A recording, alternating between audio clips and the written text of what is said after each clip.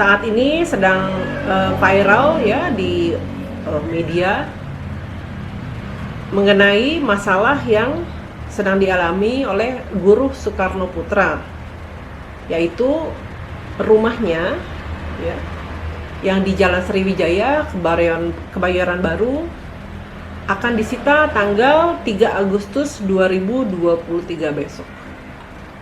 Ini banyak beritanya ya. Ada di CNBC, Detikcom, Tribun News, Kompas, Muhammadiyah.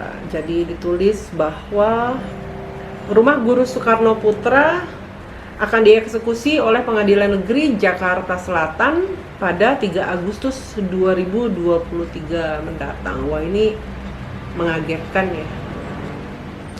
Reaksi pertama saya langsung berpikir liar ya. Wah, ini jangan-jangan menjelang tahun politik ini Mas Guru dikerjain nih. Mas Guru juga secara pribadi sudah diwawancara di channel Serambi Adiwarman ya. Yang saya soroti adalah komen-komen netizen ya di sini yang sebagian besar, hampir semuanya mendukung Mas Guru dan ya sangat sentimental ya, emosional. Ini ada nih, Guru Soekarno Putra, orang baik, lawan mafia tanah, mafia peradilan. Sehat selalu Pak Guru Soekarno Putra. Mari kita sama-sama mengawal keadilan proses hukum Mas Guru. Salut dan keren untuk Bapak Adiwarman mau ikut mendampingi perkara ini. Semangat untuk Mas Guru. Tegakkan keadilan hukum untuk Mas Guru Soekarno Putra. Semangat terus Mas Guru, sikat habis mafia tanah dan mafia peradilan sampai titik darah penghabisan. Kami siap bersamamu. Ya, semua mendukung Mas Guru. Ya. Mas Guru itu kan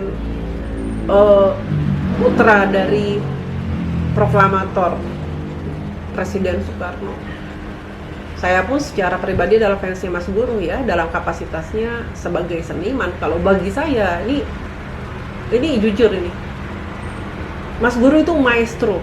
Karya-karyanya, lagu-lagunya itu luar biasa. Melodinya hebat ya. Dari mulai apa? Lagunya Semaradana, Kala Sang Surya Tenggelam, kemudian Suara Mahardika yang hebat ya, satu-satunya tuh di Indonesia yang menggabungkan budaya Indonesia dengan modernnya pentas kabaret. Emosional, sentimental bisa-bisa aja ya. Tapi kita harus tetap saya di sini mengajak ya, mengajak netizen dan masyarakat umum itu kita harus cerdas ya, logis gitu. Ini kan putusannya putusan pengadilan. Nah, kita harus cek apa sih putusannya, ini sebenarnya ada apa gitu. Reaksi pertama bisa aja nih mafia tanah, tapi coba cek dulu karena ini akan disitanya adalah oleh pengadilan ya. Untuk mengetahui permasalahan hukumnya itu, netizen bisa download sendiri putusannya itu melalui internet. Silahkan Google search, tulis Mahkamah Agung Guru Soekarno Putra, ini keluar beritanya dan kita bisa download ya. Nah, di sini saya baca. Jadi begini ya, intinya aja ya. Saya ini udah baca semuanya tapi intinya aja. Jadi rupanya putusan pengadilan untuk melakukan sita terhadap rumah Guru Soekarno Putra di Jalan Sriwijaya ya, itu adalah sudah putusan kasasi ya, berarti sudah berkekuatan hukum tetap atau bahasa hukumnya inkrah ya. Nah, ini masyarakat harus cerdas. Ini saya juga sharing ya. Jadi kalau ada putusan kasasi ya, putusan kasasi itu oleh Mahkamah Agung, artinya keputusannya itu sudah melewati tahapan sebelumnya, yaitu yang tingkat pertama di pengadilan negeri, ya. Kemudian banding ke pengadilan tinggi, ya. Kemudian baru naik lagi ke kasasi. Ini perdata ya, bukan pidana. Jadi eksekusi sita rumah Mas Guru itu sudah merupakan putusan yang berkekuatan hukum tetap, inkrah. Ini putusan pengadilan. Dan kalau dilihat di sini, sebenarnya ini putusan kasasinya ini ada dua. Ada yang tahun 2016 dan tahun 2017. Artinya masalah ini sudah 2 kali diajukan ke pengadilan. Dan keputusannya tetap sama, bahwa rumah tersebut ya memang harus disita. Nah, kita harus lihat fakta-fakta hukumnya, ya. Saya memang tentu mendukung ya Mas Guru, tapi kita harus lihat dulu nih fakta hukumnya, ya. Apa sih yang sebenarnya terjadi?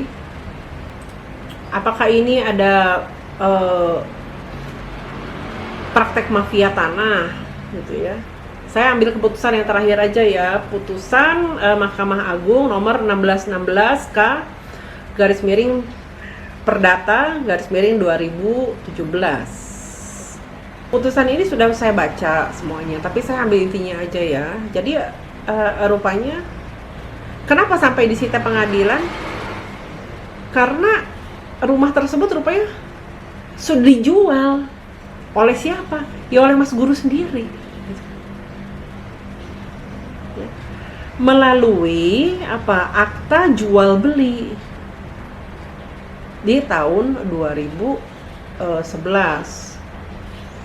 Nah, setelah dijual melalui AJB, ya kalau kita jual kita harus pergi dong dari rumah itu. Nah, rupanya Mas Guru masih tetap berada di properti itu, sehingga yang pembelinya minta Mas Guru untuk mengosongkan. Dan ini juga ada akte pernyataan untuk pengosongan rumah juga yang sudah juga ditandatangani juga oleh Mas Guru.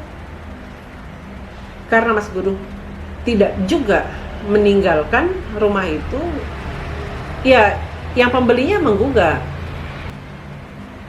Gak heran kalau keputusannya adalah bahwa ini harus dieksekusi, ya, sita. Nah, yang jadi pertanyaan, apakah benar-benar ini Mas Guru melakukan jual beli? Karena kan kalau beritanya yang beredar di media itu, kalau saya lihat belum ada yang membahas secara detail ini sebenarnya apa fakta-fakta hukumnya, ya.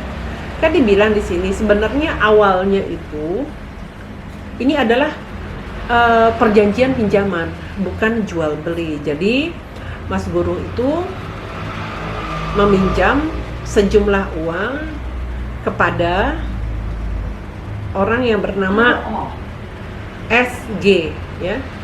Baca sendiri ya, ini ada kok di internet. Saya bukan menyebarkan berita rahasia, bukan. Semua siapapun bisa Google search, download sendiri. Ini sudah sifatnya publik, jadi saya hanya membacakan aja. Nah, jadi awal ini adalah pinjaman. Di sini ditulisnya Mas Guru meminjam uang kepada orang yang bernama SG. Tapi herannya, terhadap pinjaman itu apa yang ditandatangani? Yang ditandatangani adalah PPJB. Jadi paham ya, di sini ada yang nggak match. Itu adalah Mas Guru menyatakan ini adalah pinjaman, tapi kok yang ditandatanganinya adalah PPJB. Nah, PPJB itu kan subject to akte jual beli, dan ternyata 3 bulan kemudian, ya, 3 atau 4 bulan kemudian ditandatangani AJB-nya berikut dengan surat dengan akte pernyataan dan pengosongan nomor 26. Nah, jadi udah ada AJB. Nah, AJB itu adalah Ya udah selesai, kalau udah AJB ya udah dijual. Mau kasih, kita mau AJB itu adalah dokumen yang kuat yang menyatakan telah beralihnya kepemilikan, hak kepemilikan suatu properti dari penjual kepada pembeli. Jadi gimana? Saya sharing gini ya. Kalau di pengadilan perdata itu, ya, jadi nggak seperti pidana tuh, kayak sidangnya siapa, Verdi Sambo, Mario Dendi, ya kan, silang pendapat, ada saksi. Kalau pengadilan perdata itu, yang disampaikan adalah bukti-bukti, dan buktinya harus asli, ya, harus otentik. Jadi ini ada buktinya. Tidak mungkin majelis hakim membuat putusan, ya, kalau tidak ada buktinya. Nah ini kan berarti sudah masuk buktinya bahwa ada yang namanya dokumen akte jual beli, bahwa Mas Guru sudah menjual rumah Jalan Sriwijaya itu kepada pembeli. Nah, terus gimana? Yang sudah pasti logis, putusan dari majelis hakim adalah ya yang memenangkan yang penjualnya, pembelinya. Karena kan sudah ada akte jual belinya, itu notarial. Notarial itu hukumnya pro justisia. Pembuktian yang kuat di pengadilan. Nah, ketika Mas Guru menyatakan bahwa ini sebenarnya adalah pinjaman, ya, bukti ya bahwa ada perjanjian pinjaman, perjanjian kredit. Nah, buktinya mana? Kalau saya lihat di dokumen ini tidak ada yang namanya akte bahwa ini adalah perjanjian pinjaman. Ya gimana Mas Guru nggak kalah ya? Saya nggak yakin ya bahwa Mas Guru tidak mengetahui hal ini. Tapi kan kita nggak tahu ya ada apa latar belakangnya, ya, ada pergumulan apa sebelum terjadinya pinjaman yang jadinya akte jual beli itu. Cuma saya tidak yakin bahwa Mas Guru masa nggak mengerti bahwa kalau yang namanya akte jual beli ya udah lepas, itu kartu mati, itu yang namanya akte jual beli itu. Sekali kita tanda tangan ini udah hilang properti kita, dan itu sesuai dengan perundangan, sesuai yuridis. Begini ya, Mas Guru itu kan merupakan bagian masyarakat dari, saya bisa bilang dia kalangan elit gitu. Networknya juga pasti banyak. Kenapa nggak tanya dulu dengan network yang memang berprofesi di bidang hukum? Itu pasti banyak. Dari PDIP aja tinggal telepon nih siapa yang ahli hukum gitu. Atau dari teman-temannya, atau temannya punya saudara, atau temannya punya anak, temannya punya teman lagi. Dan siapa yang nggak mau bantu Mas Guru gitu untuk memberikan penjelasan? Nah ini yang kita bingung sebenarnya, ada apa ya di balik ini, kenapa kok Mas Guru mau aja nanda tangan akte jual beli gitu.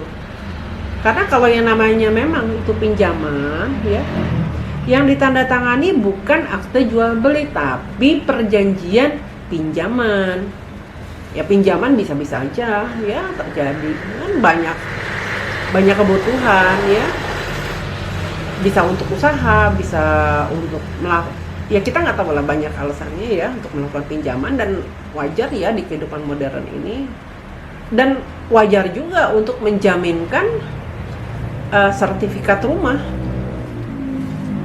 karena kan nilainya besar juga nih, 35 miliar. Nah, gimana caranya menjaminkan sertifikat itu? Pengikatannya bukan akte jual beli tapi adalah hak tanggungan, dan hak tanggungan itu juga ada limitnya. Misalnya ya, Karena kan gini, di sini disebutkan bahwa nilai pasar dari rumah di rumah Jalan Sriwijaya tersebut pada tahun 2011 itu sudah mencapai di atas 100 miliar gitu. Ya bisa-bisa aja. Kan di sini disebutkan bahwa pinjamannya adalah 35 miliar. Ya hak tanggungannya itu enggak 100 miliar tapi ya 35 miliar, sehingga ya dalam hal bila ternyata pinjamannya tidak bisa dilunasi, maka hak dari yang meminjamkan uang ya hanya sebatas 35 miliar. Itu sifatnya hak tanggungan. Jadi sekali lagi ya, kalau memang ini adalah pinjam-meminjam uang, maka yang ditandatangani seharusnya adalah perjanjian pinjaman, dan untuk sertifikat yang dijaminkan itu diikat dengan hak tanggungan senilai apa ya, sebesar pinjamannya, yaitu 35 miliar, bukan seluruhnya senilai harga rumah di Bayoran itu yang katanya udah mencapai 100 miliar. Nah, kan saya jadi bertanya, kok Mas Guru mau nanda tangan akte jual beli? Akte jual beli itu sudah apa ya, ini bahasa saya, berkartu mati, selesai. Itu kuat. Ketika ada masalah dan ini diajukan ke pengadilan, saya, Anda, atau siapapun, kalau udah ditunjukkan nih, dibuktikan bahwa ini ada asli akta jual beli yang dibuat oleh PPAT, ya udah yang menang yang mau menegakkan akte jual beli tersebut.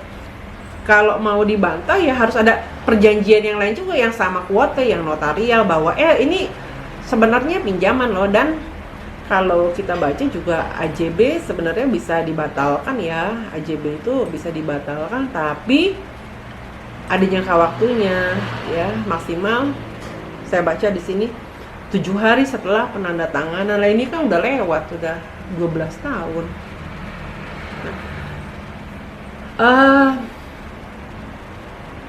Saya tidak tahu sebenarnya apa latar belakangnya, dan saya juga nggak menduga-duganya. Saya itu tadi ya, saya mengajak supaya netizen, masyarakat cerdas dalam melihat sebuah permasalahan, jangan langsung sentimental gitu.